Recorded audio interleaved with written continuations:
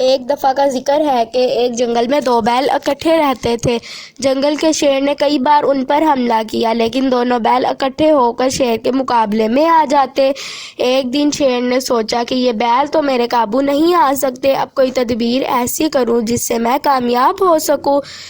چنانچہ اس نے سوچا کہ ان دونوں کو آپس میں جدا کروں، ایک دفعہ ایک دوسرے سے الگ کر کے حملہ کروں، اس طرح کامیاب ہو سکوں گا۔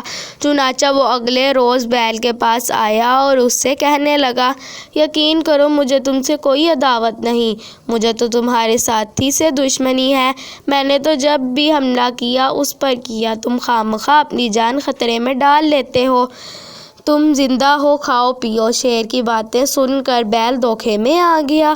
اس نے عہد کیا کہ اب اپنے ساتھی بیل کے ساتھ نہ رہوں گا۔